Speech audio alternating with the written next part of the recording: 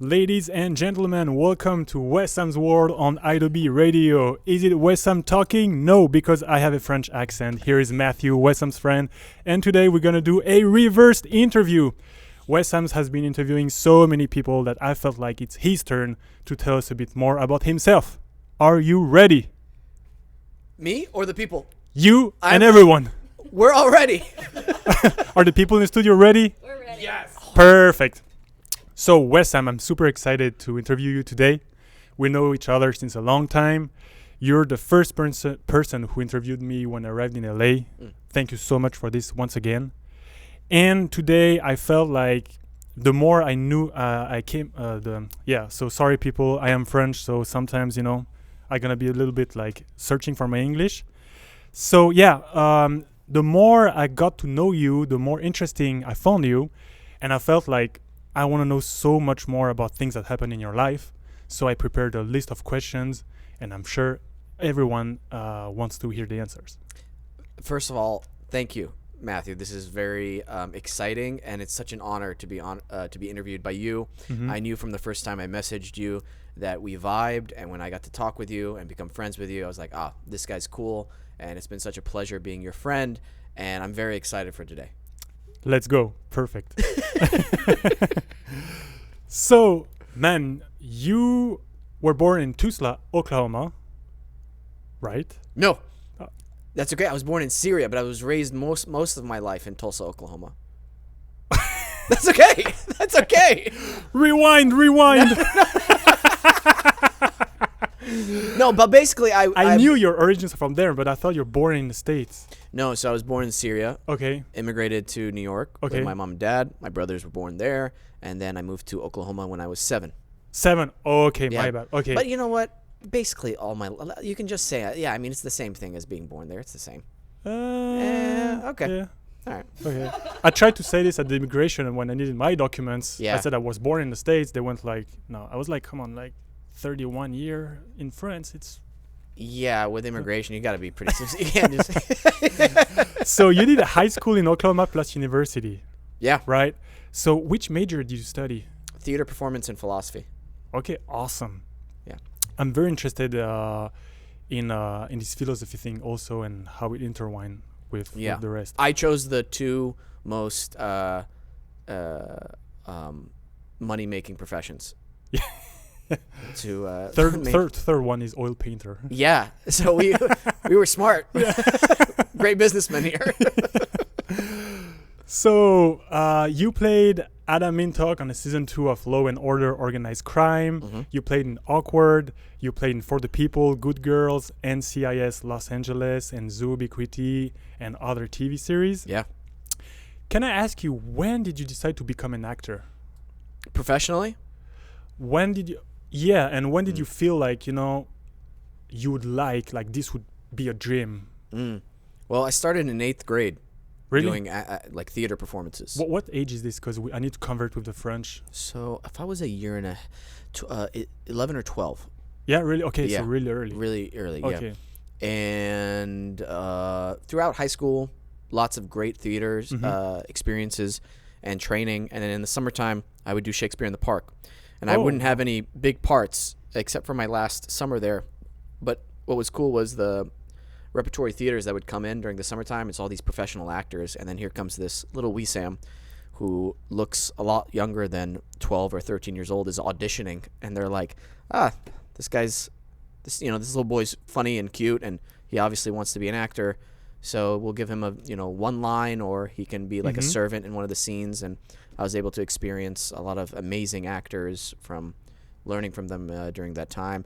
And then it wasn't until college, going into college actually, I was planning on majoring in international business because my uncles did international business. And then I was like, they're making good money. I want to make good money. I'll do that. But then my first acting class in college, I was like, whoa, this is what I want to do for the rest of my life. And I knew instantly. Really? Yeah. Oh, okay, that's awesome. Yep. So, when you knew that you wanted to become an actor, is there a specific style or thing that you wanted to go for, or you've just felt like, I don't know, acting in any ways will be okay with me? It wasn't until I was planning out my career professionally Okay. that I started making that decision, because I realized, okay, am I going to go do television work, theater work, or making films? Because there's a whole different approach to the business of acting, depending on whether you want to do theater, TV, film, or strictly just commercials. So I realized early on that TV was the way to go for me, because there's more of it. You're working more often, and potentially you can make a lot more money. Okay. Awesome. And how was it when you arrived in Los Angeles and in Hollywood in general? How did you feel? How was was the reality matching your expectations? How did you feel coming from where you came from in Tulsa to Los Angeles? So, believe it or not, my first time in Los Angeles wasn't after I graduated college. I actually went to LA after my freshman year of high school. Okay. It was during the summertime, because I was in a place called John Casablancas, which was this acting and modeling agency. I've got to be very careful with my words here, because these places have, for some people, a bad reputation for just taking people's money and influencing them in certain ways to make them think that they're going to be successful in acting or modeling when they're not. I see. Does that make sense? Totally. So they would have this guest agent. They would have guest agents come to these things, and basically like a showcase. And these agents are from LA or New York, and some of them would actually be like, "Oh, you actually have some talent. Like, you could actually audition in Los Angeles if you ever came out here." So we had one of these agents come out, and he was like, "Oh, you've actually got talent. You should come out during the spring and come audition." I was like, "Okay, cool." So being ignorant and uneducated and green about the business, me and my father, we went out during summertime to pilot season, which is already over, like the busy season for acting. So we show up, and this agent's like, "Oh, you're here. You're a little late, but that's fine." Yeah. So we go out there, and there's some auditions going on, and I actually almost got a TV series on Disney called Phil of the Future. Really? Okay. Yeah. It was for the lead role in it. I went to a big producer session. I had to fly back, all this stuff. And I was like, okay, cool. So, circling back to your question, which I totally forgot now, because there's a reason. How do you feel when you arrived in Los Angeles? Yeah. So when that time, I was very nervous, and I was with my father, and we didn't know anything. So it was, you're young. And then when I graduated and moved out here, I had planned a year before I was going to move out. I was still very nervous. I actually was totally scared driving from my house from Oklahoma and putting all my stuff in my car and driving to Los Angeles. That's a crazy thing to do, looking back on it. Like, really crazy thing to do. How long it is? How far it is? It took me 2 days, 12 hours each day. Wow. Yeah, just driving. like in a movie, put everything in the car and just drive. Like an idiot. Yeah. Like, seriously. I mean, I had a friend out here. His name is David Lewis, and he was my contact out here. He was my only person I knew out here, not including my previous agent. And he was very kind enough to let me sleep on the couch, him and his roommate, Travis Dixon, and we eventually all became roommates and stuff. And he helped me actually get a job at California Pizza Kitchen as a server as well. So driving out here was the craziest. I'll never forget the feeling. I was getting so nervous and nauseous. My head was hurting. Finally, I had to talk myself up in the car. I was talking to myself probably most of the way, to be honest with you. Really? And did you feel like doubts, or your will was so strong that you were overcoming all these questions you might have? Yeah. So here's the cool thing. This is the part about life that I believe is inside every single person. You just have to learn how to flip it. Okay. And I'm driving.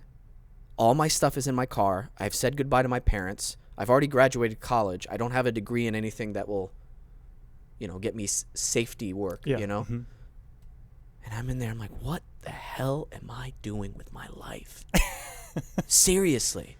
Think about how, crazy that is. The risk involved in that. Totally, yeah. And especially in a field where there is no certainty. No security, nothing. Nothing. It's like you're actually more likely to fail Mm-hmm. and all this doubt is coming into my head, and I'm literally driving in the desert while all this is happening. I remember passing past Oklahoma City, and I'm like, oh my God, this is the furthest I've ever been by myself in the car, away from my family, away from everybody. I'm like, oh my God. Start being scared, doubt, negativity. And finally I was like, wait a minute, no, something switched, and I was like, no, I'm going to do this for my family. I'm going to take care of my parents. I'm doing this for me. I'm going to make this happen. I'm young. This is the time to do it. I started playing like metal music and like imagining like, pumping myself up. So taking those feelings and then like switching them, becoming the alchemist of your emotions. That's cool, man. Yeah. It reminds me when I came from France here in LA. Yeah. I think bold moves like this, always pays off. Especially of course, in the opportunities you will get, but I feel also in yourself, it makes you stronger. It makes you, it boosts your potential of motivation for what's gonna come. Yeah. Right. And it's funny because when I talk about these kind of things with some of my friends, they're like, oh my gosh, I would have never had the courage to do this. Right. And that's when you realize that not everyone is willing to take these risks you're talking about. So congrats for this. Oh, thanks. Yeah. It's it's always an opportunity to grow and becoming stronger inside of yourself. And when you're stronger inside of yourself, you have more energy to go get the things you're searching for. Yeah. Am I talking intelligibly? No, because you're looking at me very serious. So I'm like, no, I am. Yeah, really? Yeah, I'm just zoned in. I'm zoned in. Yeah. Oh, Sometimes I don't know what my face does as an actor. I know that's a really great quality to have. But no, like I'm tuned in with you. Like it's serious. Like it's okay. Yeah, what I would say, yes, a good move, I think. And, thank you. I remember my Good move, Wesam. Thanks, Matthew. I remember my neighbor in France who was like kind of a Gandalf, right? Old wizard with a long white beard, and he was always like surrounded with philosophy books. Yeah. And one day I came at his place, and I left after speaking with him and said like, take care. And he stopped me and said, no. He said, come back. He said, when you really care about someone, you don't leave him saying, take care. You tell him, take risks. Ooh. And I was like, and he said, yeah, because if you don't take risks, nothing is going to happen. So if you care about me, just, wish me risks. So I was like, wow, this is cool. So that's what you did, and good job. Yeah. Can I say one more thing? Yeah. The courage to do things. Like, I think real courage is doing something when you still feel fear to do it. True. Yeah. If you don't feel fear, I feel like, it's easy. Of course. Mm-hmm. You're, Totally. Yeah. So if you feel fear, it's okay. You can still be brave and do the thing you want to do. Yeah, exactly. And it's also exciting to know that it could fail somehow, so it makes you more focused to succeed. Yeah. You know what I mean? So, yeah. Yeah. Yeah. Next question. Once you became a professional actor, like after your first contracts, did you feel a before and an after in your life routine? Like, did some things change? Did you change things, or your daily life before and after was the same? Your mindset also, and all these kind of things. I'm gonna get philosophical on you. Ready? Okay. What's your definition of professional actor? I would say the first time that if we take like a career with like a staircase, Mm-hmm. the first time you get on the first step, it would be like my first exhibition, your first appearance in a TV show or something like this. Okay. The reason why I asked that is because I am a firm believer you don't become a professional actor when you book a first job as it starts way before then. It starts from the moment you decide I want to be a professional actor, and then the training involved, like a fighter, like a championship fighter doesn't become a championship fighter when he wins the championship. True. It happens years and years beforehand. Mm-hmm. So in terms of maybe my first major television role,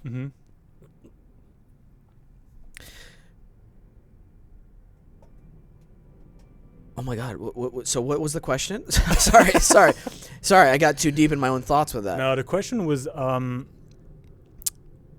after your first professional contract, did you change anything in your daily life and daily routine? Yeah. No. I booked 1,000 Ways to Die, and I played a mime on there, but it wasn't like a major television thing. I felt like, okay, but the major one was on The Mentalist, and that was like a major network, and it was my first big paycheck, and I was like, oh yeah. And by big, I don't mean that big. It was like after taxes, $3,000 or $4,000. I became hungrier. Okay. I felt like somebody put like gasoline on a big fire, and it's and then I booked another job, and then another job, and then I was on fire for like a good year. Yeah. Okay. Yeah, I was like nonstop, and I was just like going boom, boom, boom. And what happened was, I became just more professional. Like I was training more. I was learning more. I'd watch things differently. I was soaking up things on set. I'd be asking more questions. I would want to know how to get to that next level, talking to other professional actors. So yeah, it just went up a different gear. Okay, talking about like asking advice and everything. Yeah. Did you have any role model or some actor that, explained you a little bit the insights and how it works or help you out? Omar Dorsey. Yeah. Okay. Yeah, he was a mutual friend of one of my roommates, and he had been on the up and coming with his career, and he was giving me suggestions and tips, and that's one of the people for sure. Yeah. Okay. It's hard for me to say role model, I like, or look at somebody like a role model, because I always feel I don't want to put somebody as an idol. There's I don't want to worship them. Yeah. Okay. I also want to respect them and learn from them, but I also don't want to ever feel like I can never be their equal, because I want to be amazing at what I do. I want to be like one of the best. So yeah, so it's a very careful, like, I feel hesitant always to say role model. Yeah, it totally makes sense. It happens in art as well. Like sometimes you have someone that you really admire, the work and the lifestyle and everything, and it can be tempting to follow the steps blindly, and you become just a second version of them, right? Yeah. So I think I know what you mean. Yeah. And I agree. You can be inspired, but a role model, it's a little, how to say, dangerous, because you might end up 10 years later being like a simple copy. Yes. And to undo this copy, it's gonna take you 10 more years, and then you're like 20 years further, and you're like, bro, you want to know some habits that I have that are bad habits? Sometimes I'll see a comedian do something that I like, and I'll take on like a mannerism, and I'll be like, oh my God, I'm doing that mannerism. And now that mannerism is part of my friendship group now for a while. Or like with actors, I would steal, when I was young, steal from Al Pacino during certain his performances. I'm like, oh, it worked for him. Oh, people say I'm a young Al Pacino. Cool, I'll just steal from that. And it's like, wait a minute, that's not benefiting me. Where's Wesam? Yeah, exactly. I had a teacher back at school who saw my influences when I was a student, and he told me, like, watch out, because what you're taking now, it's gonna be taking 10 years to unmake it. Oh wow.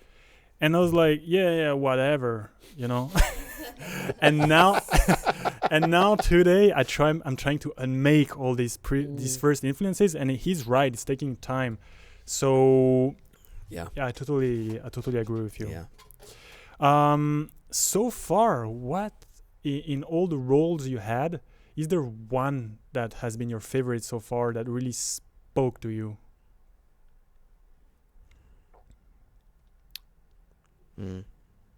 Let's see.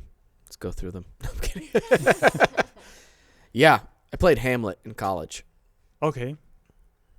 I could easily play a show of Hamlet every single day of the year and not get tired of it, and find something new in every single performance. Okay, wow.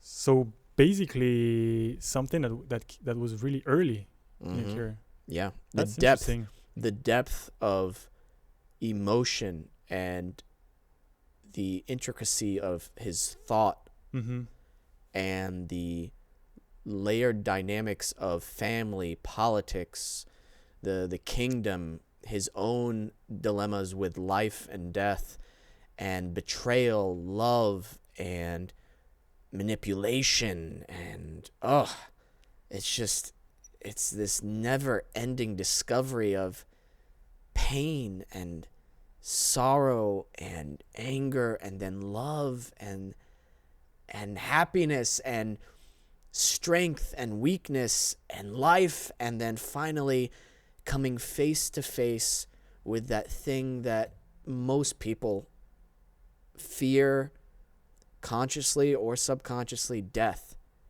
and embracing it in such a I did what I needed to do in this life. I'm ready for death now. It's just, man.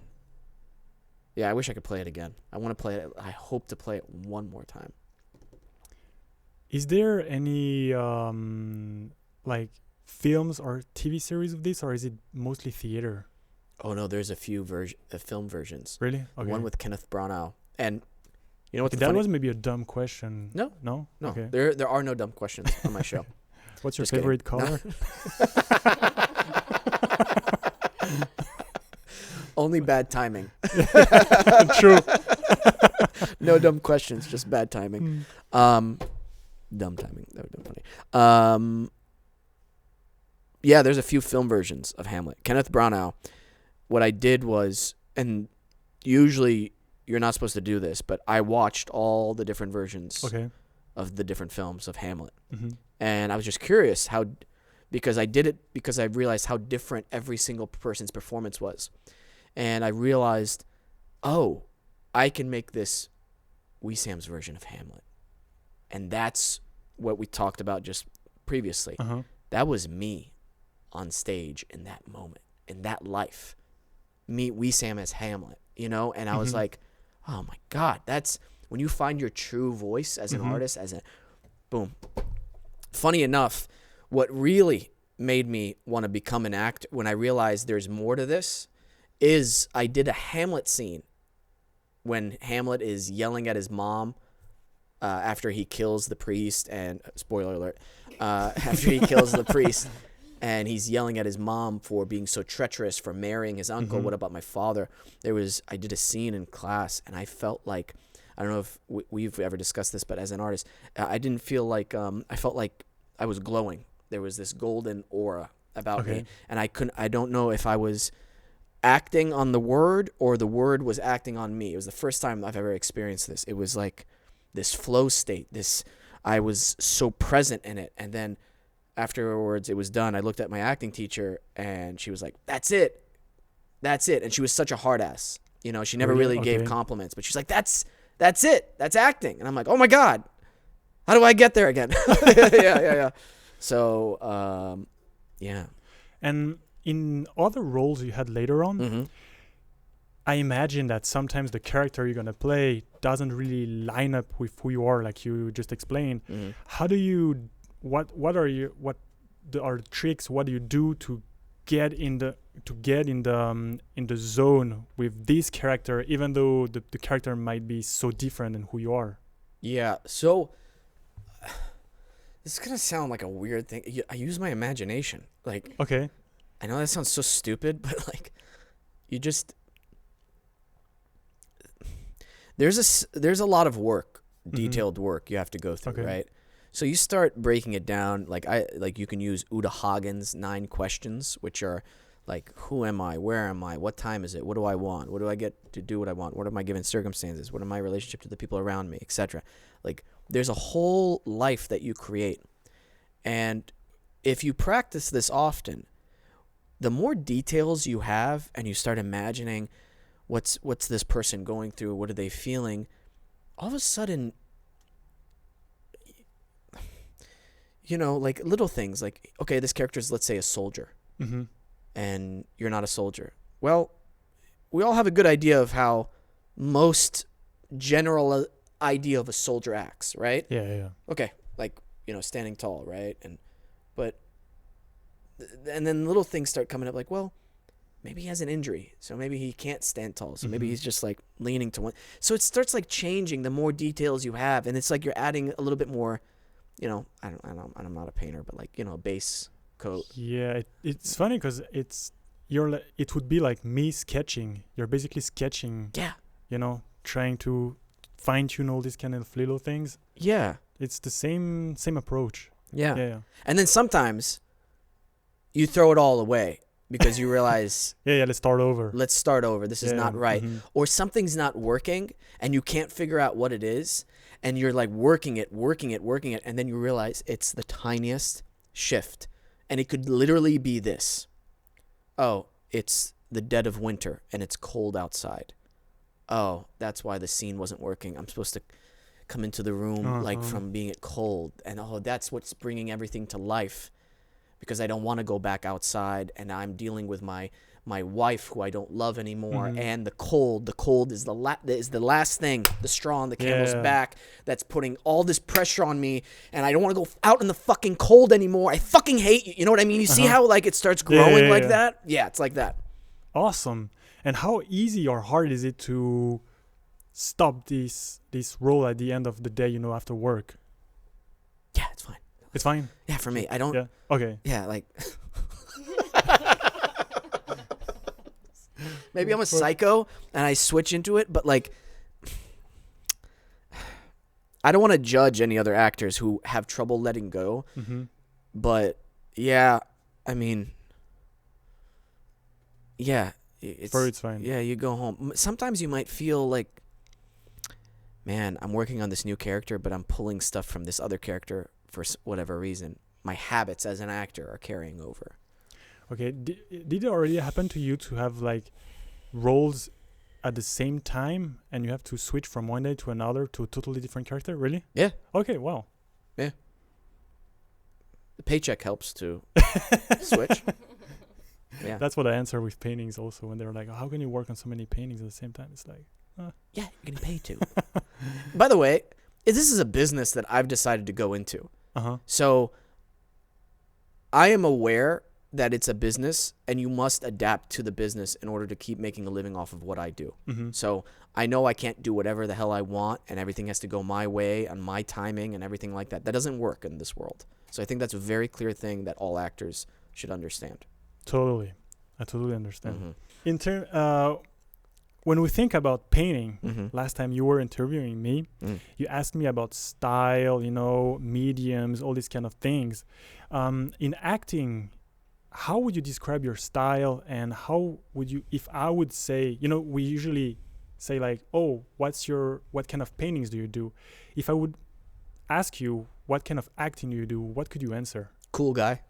Cool guy, okay. Cool guy acting only, I just wear a leather jacket or leather vest. Which is natural, by the way, so yeah, it's easy to play. Exactly. Yeah, it's cool guy. No. I think it depends. So, again, it's a business, right?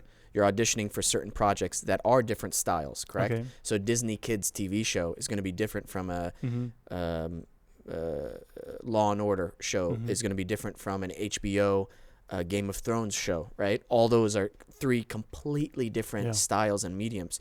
So as an actor, you have to, in order to be available to more work, or maybe you have a specific thing and that's all you want to do and that's fine. So being aware of what you're good at, what you're able to deliver truthfully is important. So in terms of my style,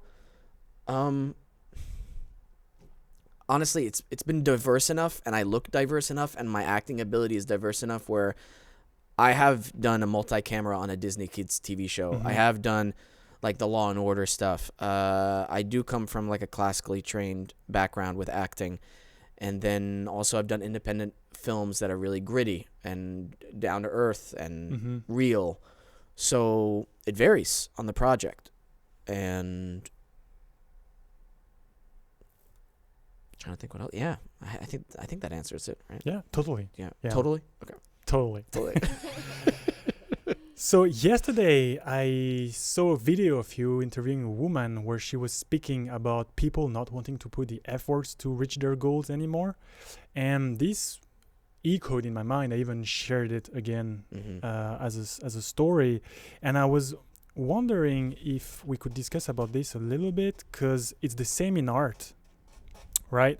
And I was wondering, what's your opinion on this, on people wanting to be there without working, because everything is about work, right? Acting is about working, about crafting your skills, just as in art.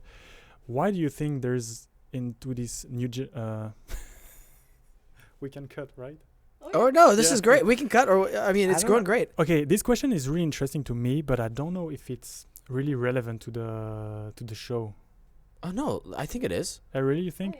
Yeah. Because you interviewed this woman, so maybe people just have to watch the interview, you know? No, I think it's. Because yesterday I was like, damn, you know, because I was wearing the same, and we talked about it with Julia, and I was like, maybe we could open the subject, but it's a little, you know. No, that's okay. That's what this is what the show is about, Really? actually, to talk about this kind of stuff. So I'll do it again. No, it's. So no, I got you.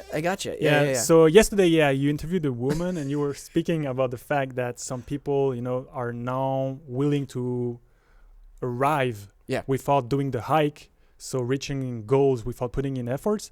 And it's the same in art. What do you think led this for people wanting to be like stars without going through the process? Because in my opinion, if you're passionate about something, the process is also super exciting, right? Yes, it can be, or it can be miserable. But I was speaking with Judy Kane. She's an acting teacher. Okay. Yeah, and it was a great conversation we had about that. And I think there's a multitude of reasons this is happening. First of all, we live in a day and age where people want instant gratification. Mm-hmm. You know, TikTok, everything's just at your fingertips. Everything. Mm-hmm. You know, I want this now, this, pre-order everything, getting it. You know, like there's no wait time for everything. Mm-hmm. There's no boredom anymore. It's always immediate gratification. So that's part of it. And that's an issue because you don't understand the value of something until you have to wait for it or you have to work for it. That's just pure and simple. And it's much easier to just take a helicopter to the top of the mountain, get off the helicopter and go, oh, that's okay, great view, and then walk back down. But the view is always better if you've had to struggle up it. True. And it's the same view, but there's something more valuable about the person who's had to struggle for it. Yeah, I heard someone saying that when you go through the efforts, then in the end, you know, you feel joy. Like efforts is maybe painful, but the joy you get afterward is bigger, right? Yeah. And did this, you know, instant kind of syndrome affected you also? Like if I am painting sometimes, I feel that the same. I become impatient. And does this happen to you? And how do you handle this to say, okay, no, you know, it's a long process. Let's just chill down, keep working step after step. Yeah. So there's a great book called The Road Less Traveled. And the first lines of the book are, life is difficult. Okay. When you realize this and accept it, life no longer becomes difficult. Oh, I'm taking this advice. It's pretty cool. When you understand the process of creating something as an artist is a difficult process and accept it, the best way to describe it is that those obstacles that you saw as monsters or things scary or this wall that you saw that was hard to climb, it transforms into something else that you realize, oh, this is part of it. You know what I mean? This is part of me trying to get and create this thing. So it transforms into something else. And the more you do something, the more you practice it and everything, and you embrace these writer's blocks or, I don't know what, I'm having trouble mixing paints, and, you know, you embrace all these, like, struggles. It just becomes easier over time. I've been doing a lot of jiu-jitsu, too, since the fall. Oh, my God, it's coming up on a year now. A year? Yeah, I've been doing it. Like, wow. So you're doing these moves that don't feel natural sometimes. You're struggling. People are constantly choking you and putting you in submissions, and you're tapping out. And then it's just this like gradual process that was kind of reintroduced to me. I think I was talking about it again recently. The last month, it's been miserable going to jiu-jitsu because I feel like I haven't been making any progressions forward. Okay. And then like last class, I was like, great. You stepped up. I felt like, oh, great. And I was just like, oh yeah, this is part.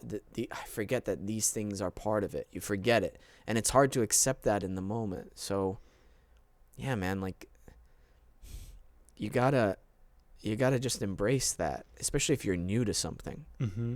And come back with a smile. I teach this in yoga. It's not about going through all the poses perfectly. It's about how gracefully can you get out of a pose, and how gracefully do you come back into it? Do you come back in it with a smile, or do you like, oh, shit, you know? When I get tapped out, I'm always smiling as I come back in. I'm like, that was great. Let's go again. Let's go again. Mm-hmm. And something happens with that, something positive. And I think that should be applied to work for the most part as well. Talking about jiu-jitsu and yoga, so you have many passions aside acting, right? So jiu-jitsu, yoga, podcast, obviously. Mm-hmm. And I got some information from some people close to you who said that if you haven't been an actor, you would have also liked to be a Navy SEAL or some kind of special forces. Yeah. But also maybe a farmer or a gardener. Yeah. And I'm like, okay, all these fields are so, how to say, opposites. Yeah. Could you tell us a bit more about what, what's in your mind with all this? Yeah, I love being of service to people. That's when I'm most happy. So being like part of a SWAT team that helps like hostage negotiations or like Navy SEALs that do the hostage rescues. Mm-hmm. Oh my gosh, I would have been so good at that. Okay. Like, no, I'm being dead serious, and I know don't you're say being dead serious, and that's what's funny about it. And I don't ever say like, oh, I'm good at, like, except for acting. And okay, there's a few things I say I'm really good at, but like, that is one thing. Oh, so good at it. And my heart would be in it, because I was at my friend's house in Santa Monica, and we saw these SWAT team guys climbing on the building. Really? Yeah, in the alleyway. And there's a standoff. Somebody had a hostage thing. And as soon as I saw the SWAT team guys climbing up on the ladder, their guns on, and they were like looking with binoculars, I'm like, I should have been SWAT team. Literally, I felt like I should have done that. I should have been doing that. Because I saw them, I was like, what can I do to help? Immediately I go there. Yeah. I feel like, I would have been good at assessing the situation. And I know I sound like I'm doing a bit, but I really mean that from my heart, and like I feel like good about it. And I don't want any praise. Like if I was doing it, like I don't want to have an Instagram like, hey, I'm a SWAT team member. I don't want that. No, I want to do it secretly. I think that's so cool. Awesome. But then, from the SWAT guy who's gonna free the hostages, to the chill guy growing his aromatic plants. Yeah. What's the link? What attracts you to both extremes? Gardening's so great. We're talking about like earning something. You have to like. It's so natural. Mm-hmm. It feels like something at your core. I've never done hunting, but I also feel that pull to hunting. But like gardening or like farming, like that's. You have to take care of something. You have to understand the balance of how much sun, how much water, how much food. Do you trim it? When do you trim it? When do you water? Mm-hmm. When do you try to help it? When do you all these things, there's a balance to it, and each plant is different. And there's like this great harmony with that. Well, really interesting. Yeah. Usually people who like to garden, they also like to cook. But I heard that you hate cooking. Yeah, don't like it. I don't want to cook. I don't want to clean because of my parents' restaurant. Oh, what did we say? Sorry. Because of my parents' restaurant. I worked there since I was 10 years old. And then you got like, I'm done, dude. You're done. Dude, I'm done. Okay, like done with cooking, done with dishes and stuff like that. I still do them, but like. Okay, I heard you have a talent though for turning every kind of food into a sandwich. Yep. How do you call it? What do you mean? The name of your sandwich. It just becomes anything. Like, really? Yeah, anything becomes a sandwich. Oh, okay. With some good bread. Yeah. I like sandwiches too. That's cool, man. How do you say sandwich in French? Sandwich. So it's the same. Shut up. Sandwich. Sandwich. Sandwich. Sandwich. Yeah. Okay. Try. Could you mimic the French accent? Like say something in English. Say for instance, like France is a very nice country. This is my weakness, accents. Just so you know. So Okay. I'm aware of that, and I understand the comments are going to start flowing in. So here we go. Okay, so this is how I get into accents a little bit. So say it again. Sandwich. Sandwich. Sandwich. Je m'appelle Sandwich. I like to go to France. France. How do you say France? France. France. I like to go to France. I'm a painter. My name is Mathieu. Je suis Monsieur Le Pont. Je suis Monsieur Le Pont. What was that? Nothing. It's just gibberish. It sounded like French to me, though. That's so disrespectful. I hope this is not the clip because I'm going to get canceled so hard for this. It sounds pretty French, actually. Yeah, je me bought. Every is you have to make it is. Is. Yes. Je pour ce point. Coller le pont. Je suis ton Monsieur Le Tout. What's that? Monsieur Le Pont, c'est quoi ton dos? Okay. I'm glad to see how sound this this well. This is the last podcast I ever did. Okay.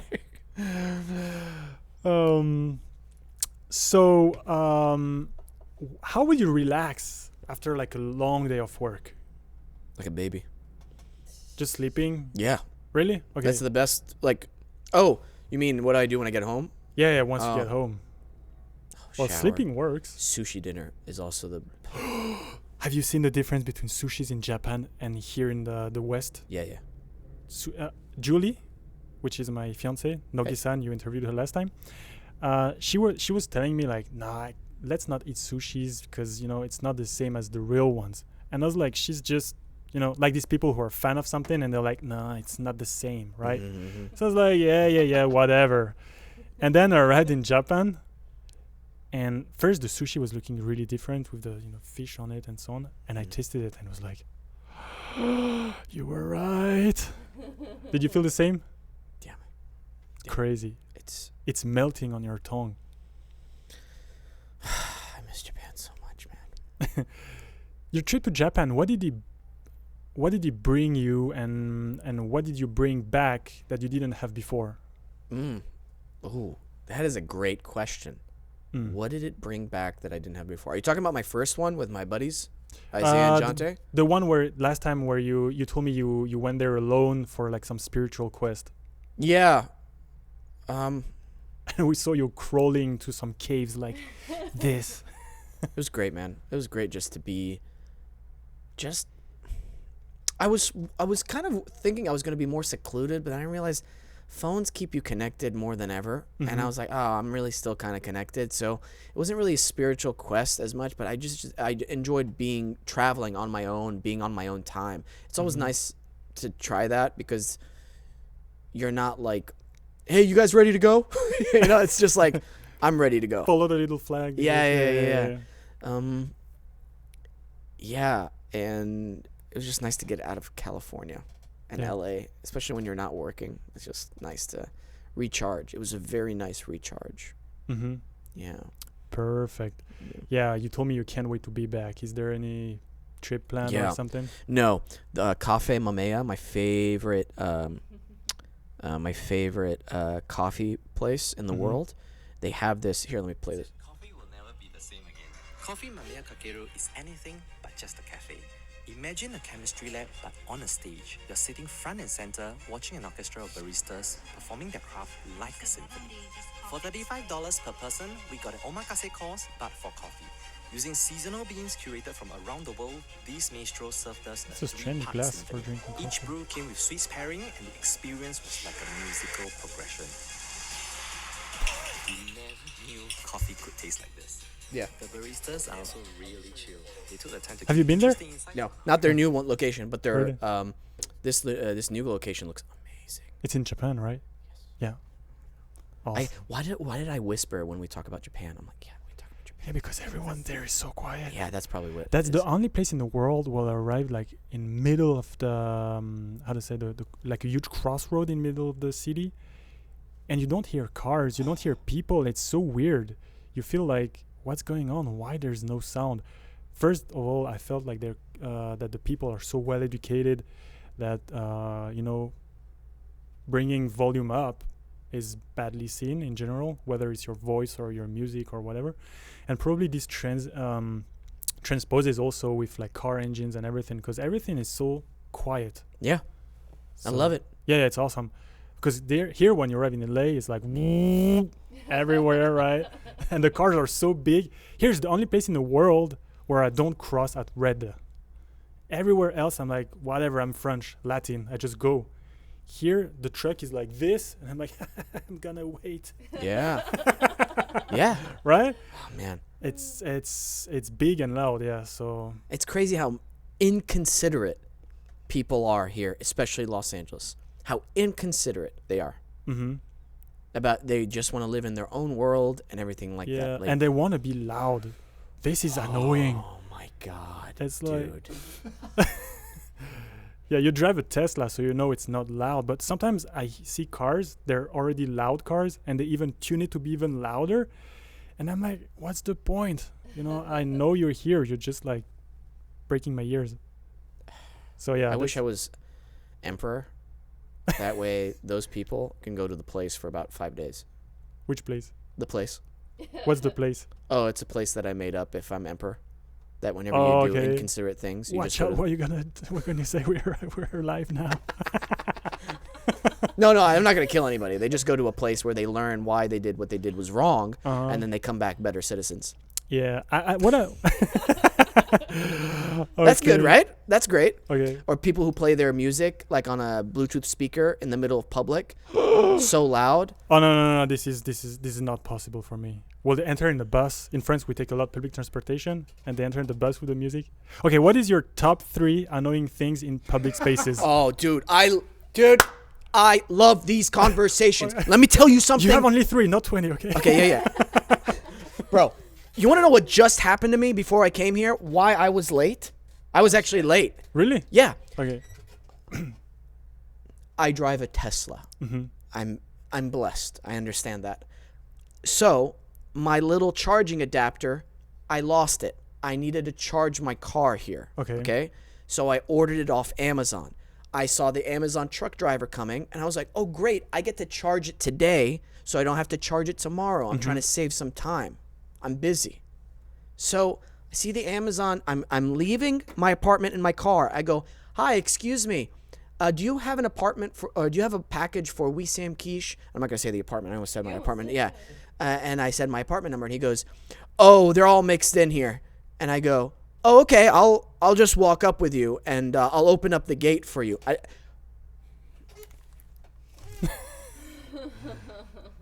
Bro, I said I'll open up the gate for you, and I'll walk up with you to get it. And he's like, and I'm like, okay, so I walk up there. I'm unlocking the gate for him, and he still buzzes it open with his little his phone or whatever. And I'm like, okay, whatever. I said I was opening it for you. That's fine. I'm not going to get on that.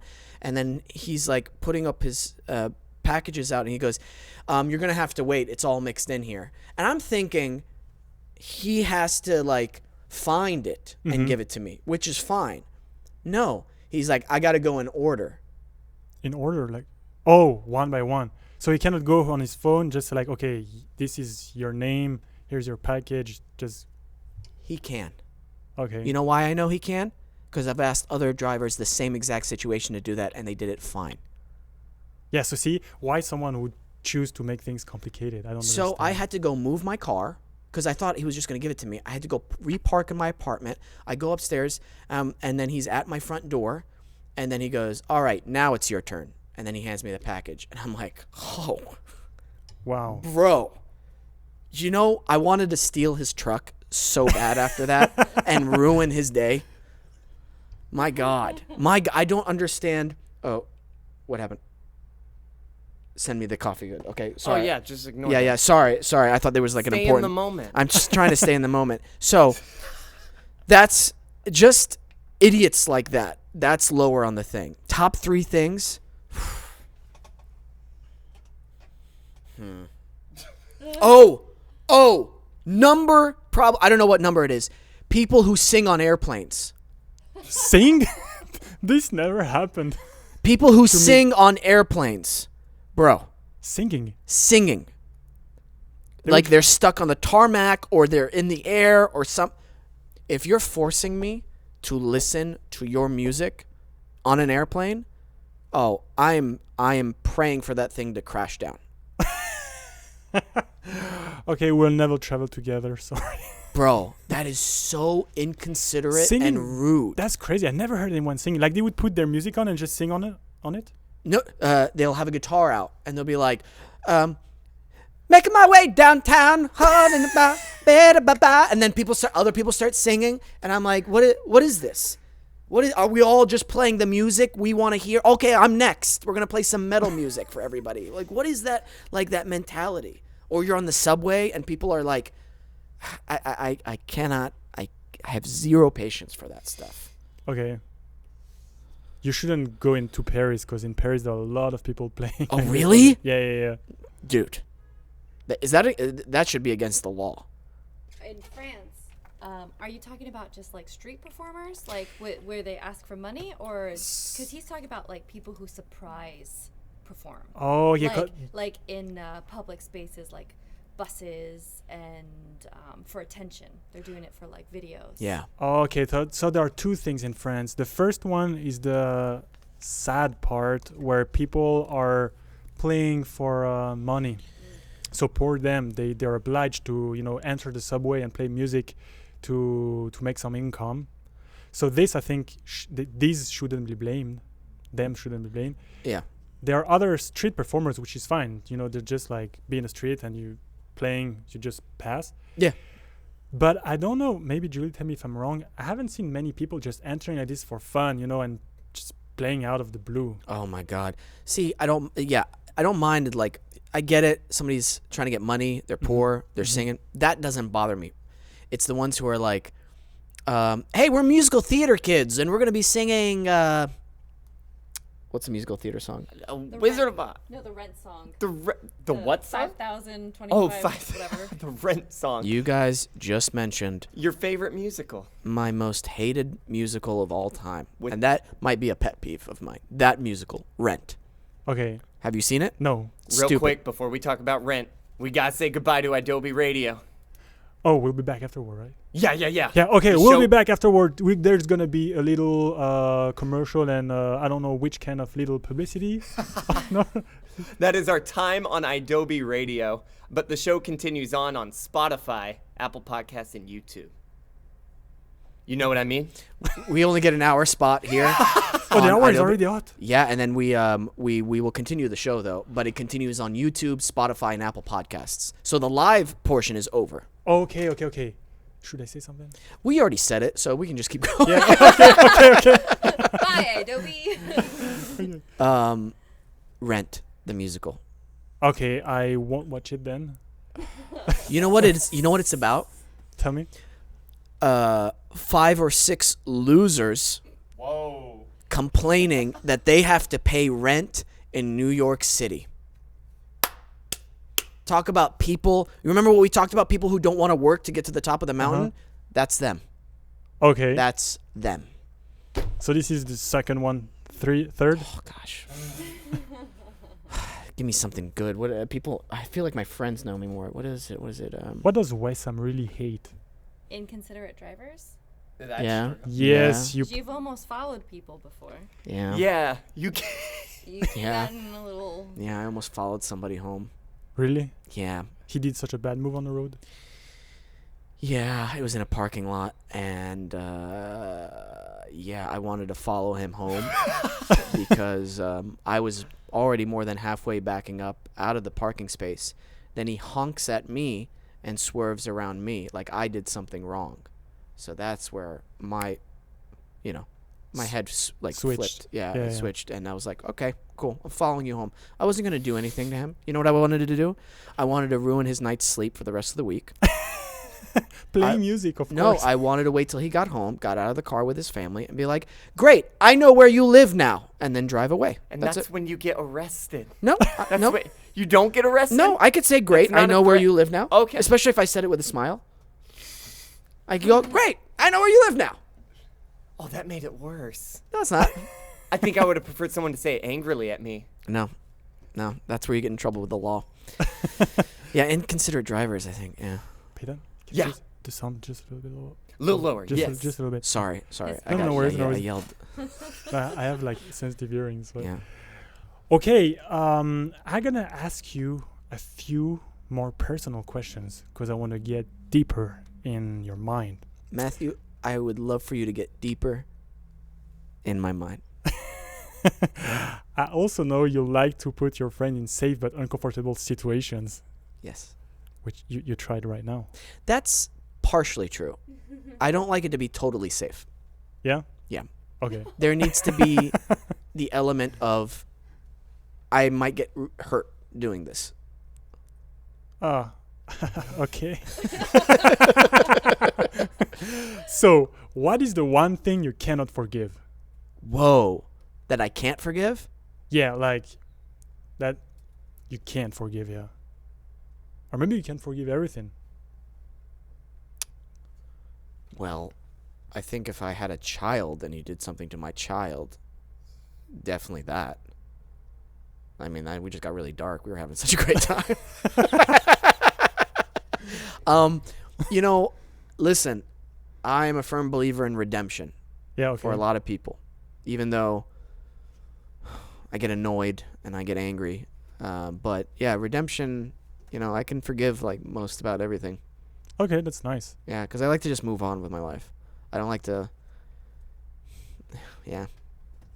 Okay, is there any lesson that you learned the hard way? No. Okay. Yeah. Of course. Yeah. Oh man, that's a lesson I learned the hard way.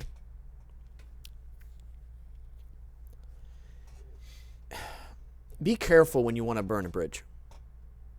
Oh, that's something interesting. Can you develop? Yeah. You don't know what somebody's going through at a certain time, and you don't know how your fates are intertwined later on in life. So you might need that person or So the. don't burn bridges. That's a really good advice, especially for artistic personalities where we tend to sometimes be a little abrupt. Yeah. Right? I'm taking this advice into consideration also because it can apply in Yeah. my career also. I just want to add one more thing. Yeah. It's hard not to take things personally too. Sometimes. Yes, this is interesting. How do you deal with criticism?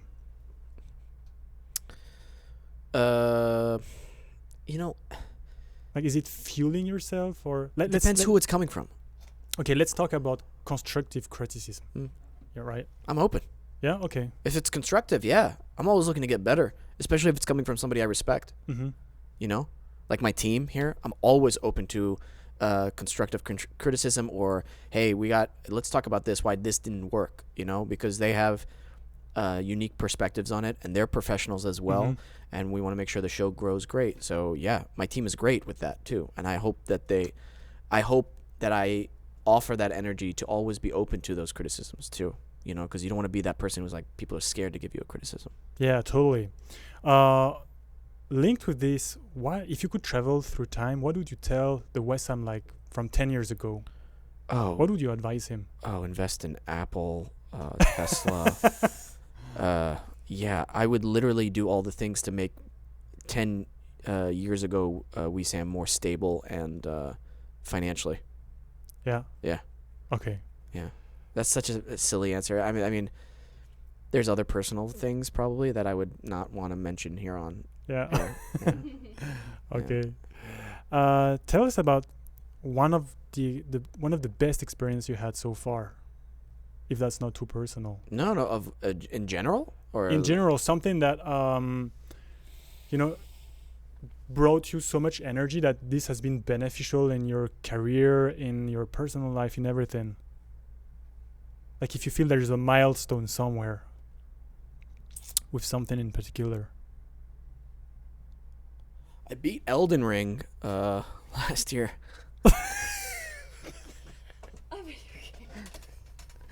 Well, Let me just say this. I'll answer the question yeah. real, but Peyton was there for when I beat it, actually. And I it was. It was epic. It was epic. It was really good. I gotta pull out that video again. You know what? Should I play it? We're putting it in. I'll send it to you. I'm enjoy.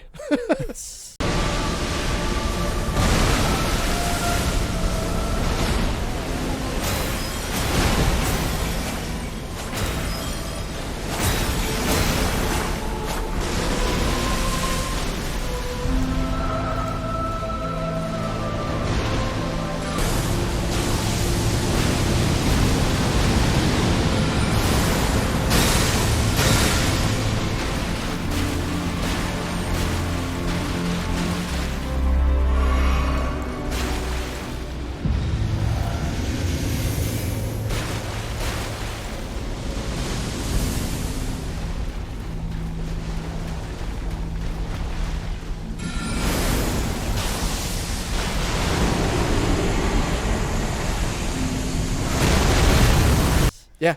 So it was Elden Ring. No, I'm kidding. No, but it was pretty epic. I don't know, man. That's a hard question for me to ask because it's kind of been a rough couple years. A year. Really rough year, you know, for a lot of reasons. So, I don't know, man. Yeah, it's been kind of rough. Jiu-jitsu Yeah. has been good. It's been making me feel good. Okay. My knuckles are already getting messed up. I don't know if you could tell this Oh one. yeah, they're a little swallowed, right? Yeah, that's going to be forever. So that's cool. But other than that, jiu-jitsu has been really good. Like, it's really great trying to stop somebody from trying to kill you. Yeah, totally. You want to come? Jiu-jitsu? Yeah, it's free. Man, Sundays. I'm like Mikado. You don't know this Mikado thing? When you're a kid, you play with these like little Gumby. sticks, and you try to take the sticks off. Oh, no. Yeah. Oh, I don't know Okay. this one. Yeah. Because maybe after I exercise, I did. No, dude, you'd be great in it already. You know why? Really? You got the great reach, and I think you're stronger than you think you are. Oh yeah. Can I feel your wrist and your forearm real quick? That's the left hand though. That's okay. Does that hurt? No. Does that hurt? No. Oh, yeah, you'd be good. Should it hurt? Sometimes for people who have weak bones, it hurts. Oh really? Yeah. Okay. Yeah, I can you'd be bite though. Yeah, well, We know where you live. whoa. I think, you know what? I don't think jiu-jitsu is for you. Wow. Okay, to conclude this interview, do you have a specific message that you would like to give to your fans or people listening to the podcast? Use your turn signal. Always. Because I don't know what you're going to do. Buy headphones so you don't play music in public. Thank you. Yes. Subscribe. Man, I can't believe we're done with the interview already. This is great. Yeah, time flew. Right? How long has it been? Like an hour 15 now? Been hour 3. An hour 3. So let me ask you a few more questions. Oh, this is great. Yeah. You know why? I enjoy talking with you, Michael. Michael. Who? Focus. Is this Michael in the room with us right now? Yeah, Michael. He's been here the whole time. No, I really enjoy talking with you, Matthew. You're a good guy. Yeah, same. You really are. Same. It's always really nice to discuss. Has this been weird for you? No, I feel good. Yeah? I'm just having a little pressure sometimes, to keep the rhythm okay and to ask questions that feels like on a good timing. But that's the first time I interview someone, so Your awareness for all like the details involved with it has been incredible, and you've been doing a great job keeping the pace. Are you sure? Oh yeah. Okay, because you're Yeah. American, and Americans tend to say it's amazing. Well, it's sometimes just okay, right? Whoa. Like, That is the most French thing you've ever said. Like Ever. like, Holy crap. We've been friends this whole time, and I think I might block you on Instagram right now. when I studied in Eastern Europe, Yeah. right? They were you're putting all your heart into something. You do something that is good, right? Right. And they come and they're like, okay, not bad, and they just leave. In France, if it's good, they will say it's good.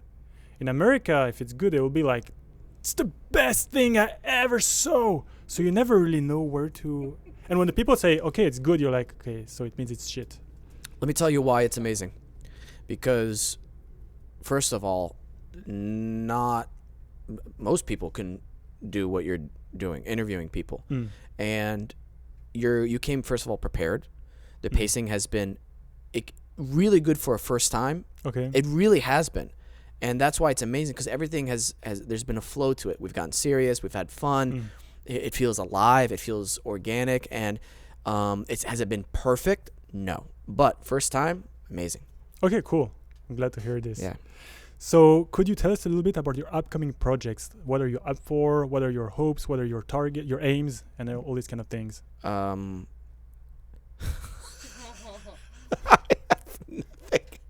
Wrong last question. No, I'm kidding. Cut. No. Because the strike has been going on, so there's nothing right now, unfortunately. Yeah, we saw this. So it's been really tough. It's been extremely tough financially for a lot of people, not just actors, but everybody else involved, makeup artists, crew members. And I've got to say something that really it pisses me off, because when a strike happens, that means no work.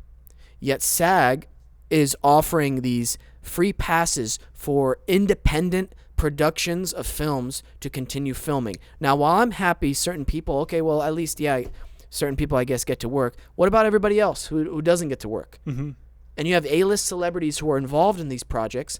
If I was one of the celebrities who I know I'm doing well financially, I'd be like, whoa, guys, this is no work. So we are striking to show our support. Why are you still creating the film? This is not what this is about. This is about being in solidarity with your brothers and sisters in the union.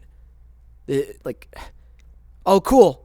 Oh, I'm glad you guys are filming and working. I'm really happy for you. Great. The rest of us are not, but I hope that you're enjoying your movie and your production. That you're not sacrificing that. That doesn't seem fair. For me, I wouldn't feel good about acting in a project like that. How long do you think this is gonna take? I don't know. No idea. No idea. Hopefully it resolves in the fall. Hopefully, man, this might be tough. And during this period, are the people still working, in the background for when this is gonna stop, or if everyone is really no contact, no nothing till the thing gets solved? I don't know. I don't know. Okay. Because hopefully soon it gets. Hopefully everything unlocks. Yeah. Because I don't know I don't understand why we can't have fair business practices. You know what I mean? You know what? That just drives me crazy. Why do you have to be so? Hi, we're not even a 5% increase in our pay raise because of the what's it called, cost of living and inflation, etc. And they're like, no, that's too much. I was discussing this with Julie a few days ago. I don't know why people won't pay fairly, so everyone's happy, and they will choose to pay unfairly and have some people unhappy because it's the same team, right? So you want your teammates to be, happy and cheered up to work well.